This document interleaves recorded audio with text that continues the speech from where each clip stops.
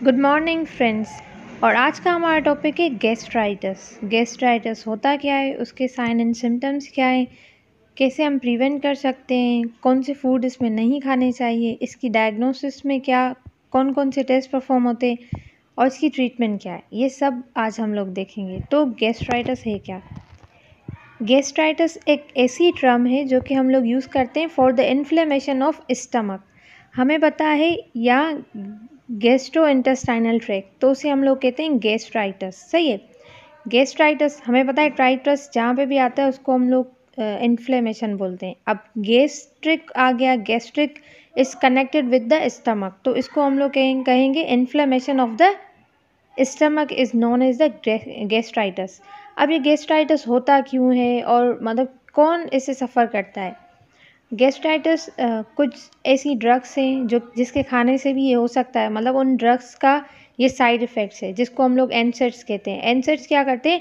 Peptic ulcer भी cause करते हैं, गैस्ट्राइटिस भी कॉज करते हैं। तो देखते हैं इसमें है क्या। The term gastritis refers to any condition that involves inflammation of the stomach lining. जो हमारे स्टमक की लाइनिंग है, जो प्रोटेक्टिव लाइनिंग है, अगर उनकी कोई इन्फ्लेमेशन हो जाती है, उसमें लेजन्स आ जाते हैं, तो उसको हम लोग कहते हैं गैस्ट्राइटिस।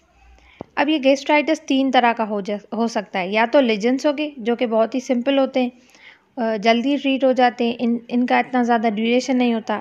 और दूसरा होता है एक्यूट गैस्ट्राइटिस जो कि सडनली अपेयर होता है, सिवियर इन्फ्लेमेशन होती है, बट ये भी जल्दी ट्रीट हो जाता है।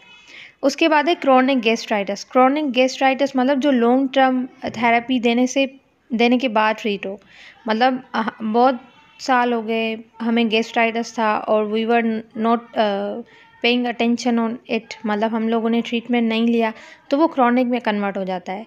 तो क्रोनिक को फिर सही करने के लिए बहुत दिन का ट्रीटमेंट लेना पड़ता है, मतलब लॉन्ग टर्म ट्रीटमेंट लेना पड़ता है। तो एक्यूट है जो कि सडन अपेयर होगा, सिवियर होगा, उसका ट्रीटमेंट लेते ही वो सही हो जाता है। लेकिन अगर हमने एक्यूट को ट्रीट नहीं किया तो it can lead to the chronic gastritis.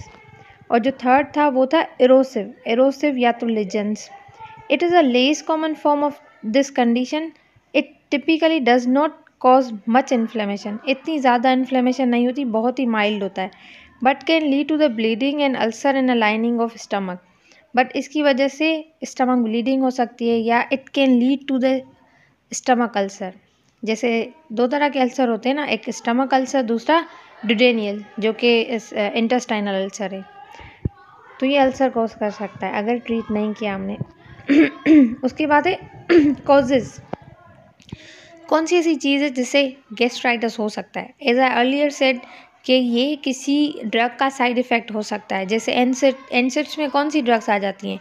सबसे जो मतलब कि हम पॉपुलर कहें वो एस्प्रिन, आइबुप्रोफेन, ये सारे एनसेड्स हैं जिसके लॉन्ग टर्म यूज़ से पेप्टिक अल्सर हो सकता है। दूसरा एच पाइलोरी, जिसे हम लोग हेलिकोबैक्टर पाइलोरी कहते हैं, ये एक बैक्टीरिया है, उसकी वजह से भी अल्सर हो सकता है। कंटामिनेटेड फूड लेने से अल्सर हो सकता है, या तो हम लोगों ने लॉन्ग टर्म अल्कोहल यूज़ किया है उससे हो सकता है, टोबैको से हो सकता है, कैफ़ीन ज़्यादा खाने से हो सकता है, स्ट्रेस इंड्यूस भी हो सकता है। ये सब अल्सर की टाइप्स हैं। या कुछ ज़्यादा स्पाइसी खाना खाने से भी हो सकता है, ऑयली स्पाइसी फूड ज़्यादा लेने से भी गैस्ट्राइटिस हो सकता है, या जो बाहर का खाना बहुत ज़्यादा यूज़ करते हैं ना, तो उन्हें भी गैस्ट्राइटिस हो सकता है। अब क्या है, gastrointestinal bacterial infection can also cause gastritis. मतलब कोई अगर बैक्टीरियल इन्फेक्शन है तो वो गैस्ट्राइटिस कॉज कर सकता है, जिसमें आ गया H pylori infection. It's a bacterium that infect the lining of the stomach. Second is contaminated food. Third is extreme alcohol consumption. Fourth one is routine use of non-steroidal anti-inflammatory drugs that are NSAIDs like ibuprofen and aspirin. Cocaine uses, tobacco use, stress induce, and the last one is gastric disorder like Crohn's disease. कोई भी inflammatory bowel disease वगैरह या Crohn's disease की वजह से भी gastritis हो सकता है। अब आ जाते हैं साइन एंड सिम्टम्स। अगर गैस्ट्राइटिस हो जाता है तो कौन कौन से साइन एंड सिम्टम्स आते हैं? एक तो जो हम फूड लेते हैं ना वो सही से डाइजेस्ट नहीं होता, तो इंडाइजेशन, जिसे हम लोग डिस्पेप्सिया भी कहते हैं। लॉस ऑफ एपेटाइट, जो फूड खाया वो डाइजेस्ट नहीं हुआ तो उसकी वजह से लॉस ऑफ एपेटाइट, भूख नहीं लगेगी। उसके बाद नोज़िया, वॉमिटिंग, डायरिया, ये सारे बहुत ही कॉमन होते हैं। दूसरा एब्डोमिनल पेन होगा, स्टमक पेन होगा, ये सारे इसके साइड इफ़ेक्ट्स हैं। या तो वो अजीब सी डकारें नहीं आती वो आ सकती हैं, बल्चिंग हो सकती है, ये सारे साइन एंड सिम्टम्स है। उसके बाद है कौन कौन से टेस्ट परफॉर्म करवाते हैं। मोस्टली तीन करवाते हैं। एक तो ब्लड टेस्ट करवाते हैं for the H pylori, stool test करवाते हैं for the detection of H pylori. अगर स्टूल ज़्यादा डार्क कलर का होता है तो उसका मतलब है आपकी जो स्टमक लाइनिंग है ना उसमें ब्लीडिंग हो रही है, मतलब कोई लीजन्स या कोई अल्सर वगैरह है, तो कलर से भी पता चल जाता है स्टूल के। थर्ड एंडोस्कोपी करवाते हैं हम लोग। दूसरा अल्ट्रासाउंड करवा के हम लोग देखते हैं कि मतलब स्टमक साइज़ वगैरह, स्टमक की लाइनिंग सब सही है। तो ये है डायग्नोस्टिक टेस्ट। उसके बाद है ट्रीटमेंट। हम लोग ट्रीटमेंट में क्या लेते हैं। ट्रीटमेंट डिपेंड करता है किस तरह का गैस्ट्राइटिस है। अगर वो एनसिड्स की वजह से गैस्ट्राइटिस हो रहा है तो उससे क्या करेंगे, हम लोग एनसिड्स को खाना छोड़ देंगे, तो उससे क्या होगा, सही हो जाएगा। अगर ये कोई इन्फेक्शन की वजह से, मतलब एच पायलोरी की वजह से हुआ है, तो हम लोग एंटीबायोटिक्स देंगे। और अगर अल्सर नहीं है, ऐसे ही थोड़ी एसिडिटी वगैरह हो रही है, तो फिर हम लोग दूसरी मेडिकेशंस की तरफ जाते हैं। लेकिन अगर अल्सर है या गैस्ट्राइटिस एच पायलोरी की वजह से, तो उसमें एक तो एंटीबायोटिक्स देंगे, एंटीबायोटिक्स के साथ एडिशनल थेरेपीज़ भी देते हैं, लाइक प्रोटोन पंप इनहिबिटर दे दिए। अगर प्रोटोन पंप इनहिबिटर्स नहीं दे रहे हैं तो H2 एंटागोनिस्ट दे देंगे, या तो एनसेट्स दे देंगे अगर एसिडिटी हो रही है। तो देखते हैं treatment. The treatment for the gastritis depend on the causes of this condition.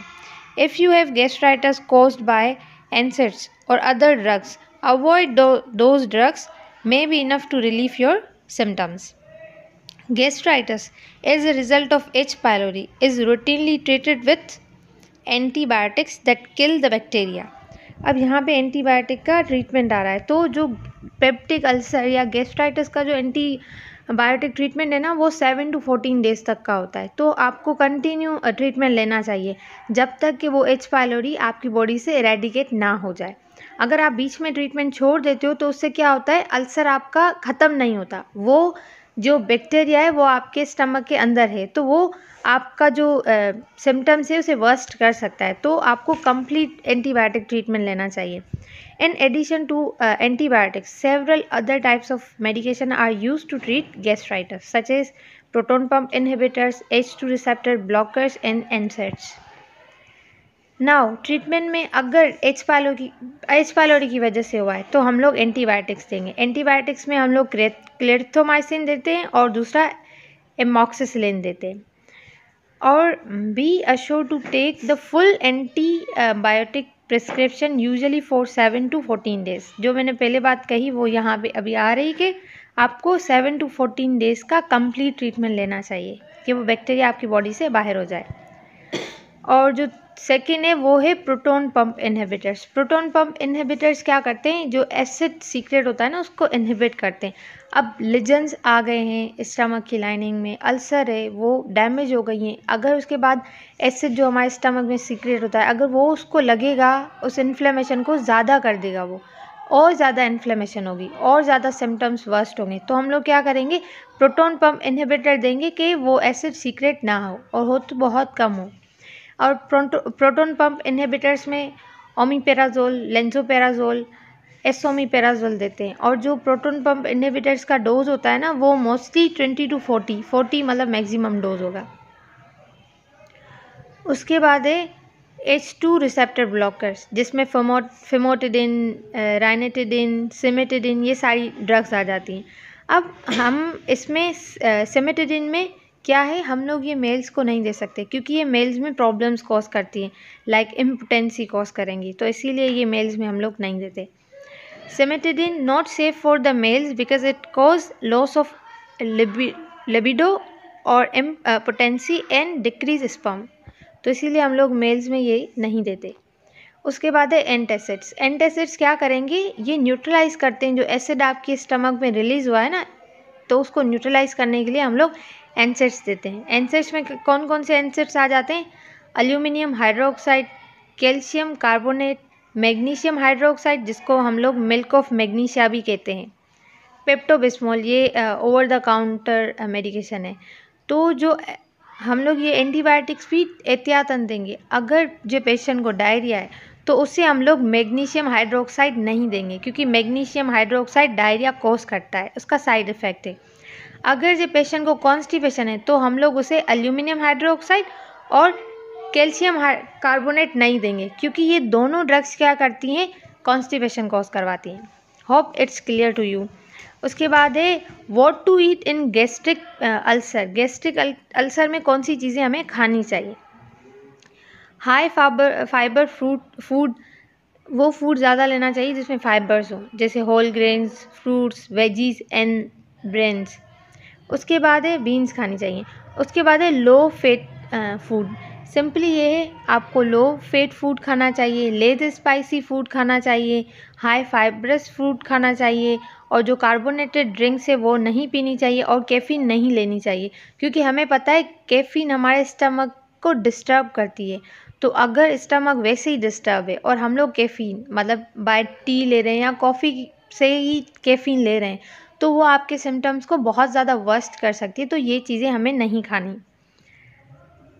Low fatty food में आ जाते हैं such as fish and vegetables, और फूड विथ लो एसिडिटी। हाँ, एसिडिक फूड्स नहीं खानी चाहिए, लाइक जैसे सिट्रस फ्रूट है ना, वो नहीं खाना चाहिए।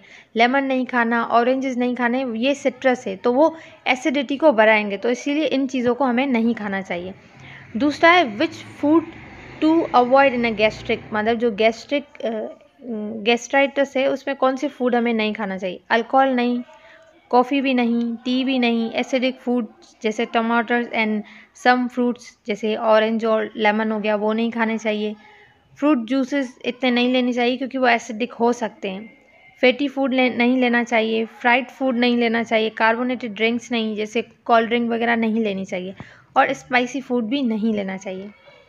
उसके बाद है गैस्ट्राइटिस डाइट विथ अल्सर। अगर गैस्ट्राइटिस है, अल्सर भी है, तो हमें कौन सी डाइट लेनी चाहिए? मिल्क लेना चाहिए, बहुत अच्छा होता है। योगर्ट लेनी चाहिए, योगर्ट एज अ प्रोबायोटिक काम करेगी, जैसे हमारे जो गट का नॉर्मल फ्लोरा अगर डिस्टर्ब हो गया है गैस्ट्राइटिस की वजह से तो वो सही हो जाएगा। तो ऐसी जैसे जब अल्सर हो, गैस्ट्राइटिस हो, तो हमें दही ज़्यादा खानी चाहिए, it's really good for health. Vegetable oil लेना चाहिए। ऑयल में क्या? Olive oil. जो भी खाना आप पकाओ विद द ऑलिव ऑयल पकाएं तो वो आपके लिए सेफ़ है, लेकिन आप ऑयल कम ही यूज़ करें, लेकिन जो अगर ऑयल यूज़ कर रहे हैं तो ऑलिव ऑयल यूज़ करें। Some fruits like apple, melon and bananas आप खा सकते हैं। वेजिटेबल्स में लीफी ग्रीनी वेजिटेबल्स खानी चाहिए, और कैरेट, स्पिनच, ये सब आपको लेनी चाहिए। लेंटिल्स लेनी चाहिए, दाल वगैरह जैसे होती है, और दूसरा सोयाबीन, वो आपको लेनी चाहिए। नेचुरल जूसेस आपको लेने चाहिए, लेकिन एहतियातन एसिडिक जूसेस नहीं लेने चाहिए। लेमन, ऑरेंजेस के जूस नहीं लेने चाहिए, जैसे कीवी, इन सब के जूस नहीं लेने चाहिए। आज के लिए इतना ही। I hope it's helpful to you. अगर आपको वीडियो अच्छी लगी हो तो वीडियो को लाइक करें और चैनल को सब्सक्राइब करना ना भूलें। Thank you.